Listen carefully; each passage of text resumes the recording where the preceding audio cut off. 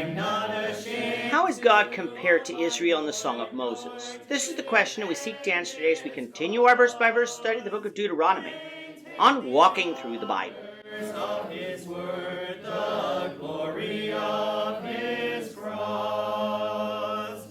If you have a Bible with you, you can turn to Deuteronomy 32. We're going to be reading from verses 4 to 6. If you don't have a Bible, don't worry. Just follow along with us on the screen. The version that we'll be reading from is the New King James Version. So Deuteronomy 32, beginning at verse 4. He is the rock. His work is perfect. For all his ways are justice, a God of truth and without injustice. Righteous and upright is he. They have corrupted themselves. They are not his children because of their blemish, a perverse and crooked generation. Do you thus deal with the Lord, O foolish and unwise people? Is he not your father who bought you? Has he not made you and established you? In our last lesson, we began looking at what is often referred to as the Song of Moses. In chapter 31, God commanded this song to be composed and sung before Israel as a witness of God against them, and what would befall them when they fell away from God and served idols.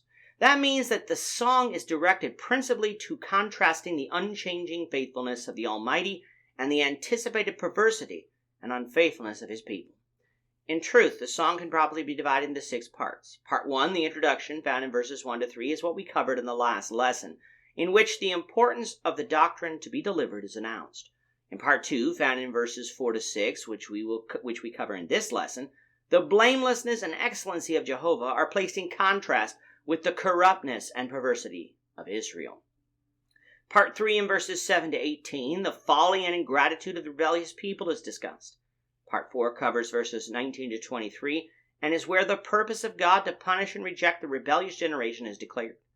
Part 5 is found in verses 24 to 34 and is where the fulfillment of this purpose in the judgments which should come upon the rebels is discussed. And finally, Part 6, found in verses 35 to 43, describes the judgment which God would execute on the enemies of Israel and the mercies he would show to his servants. Coming now to verses 4 to 6, Moses is providing a contrast between who God is and how he behaves, and who Israel is and how she behaves. First, let's look at verse 4 and how God behaves. God is described as a rock. In Scripture, God is often described this way, including in Jesus' Sermon on the Mount found in Matthew 7, verses 24 and 25. When building a house, one needs to build its foundation on something that will not move. Hence why we dig holes down into the bedrock. That way, if violent storms come with powerful winds, the entire structure has the ability to remain standing because it is anchored to something that is not moving. Such is the case with God. God has always existed. He exists now, and he will always exist. Therefore, we can anchor our life unto him and his teachings, and we will not be moved, for he does not move. How can we trust this? Well, first, because the works of his hands are blameless. This world is not in the condition it is in because God made it that way. No, he made this world perfect, with everything able to be enjoyed. It is because of sin that this earth was cursed by God as the punishment for our disobedience. But even though this earth had been cursed, everything in this universe still works seamlessly and is upheld by God's mighty hand. Moreover, his ways are justice, and he himself is truthful, faithful, and righteous. Abraham was right back in Genesis 18:23 when he proclaimed that God would not destroy the righteous with the wicked, for that would not be just. Instead, in that instance, God saved Lot and his family by providing them a way of escape from Sodom, a city that he was going to destroy for their wickedness. We should not take this story to mean that every calamity that befalls us is judgment from God, nor should we assume that if we are righteous that we won't die in calamities.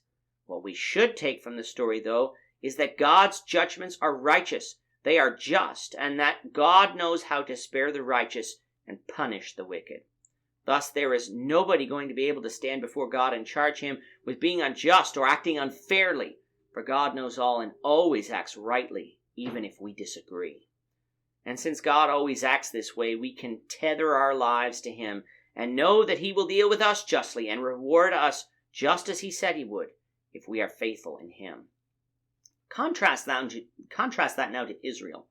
They have corrupted themselves. They are not his children because of their blemish, a perverse and crooked generation.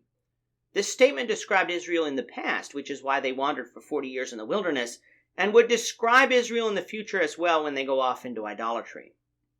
This phrase, perverse and crooked generation, is a very similar phrase to one used by Jesus to describe the people of his day who were not following after God. Something that is crooked and perverse is something that is shaky, unstable, and untrustworthy. Why was Israel this way? Not because of God, but because of sin. God had given them the law and everything they needed to be righteous before him, and yet this is how they repay him? By going after idols? Such was utter foolishness for sure, but sadly it is something that people still do today. Instead of following after Jesus, many instead choose to follow after the ways of the world, to follow after sin, leading them further and further away from God. However, God has provided the way to him, and it is through faithful obedience to Jesus. If we choose to follow him, we can leave the crooked and perverse generation and be saved, and be joined to God, who has always been faithful to his promises. We'll continue looking at the Song of Moses, the Lord willing, in the next lesson. With that, our time is up for today. The Lord willing, we hope you'll join us for tomorrow's discussion of Deuteronomy 32, verses 7 to 18, as we continue our walk through the Bible, one verse at a time. Thank you for watching today's episode. We hope that you found it edifying and ask that you not only subscribe to our channel and podcast, but that you like and share this episode among your friends, so that the saving gospel of Jesus Christ can go out to the whole world.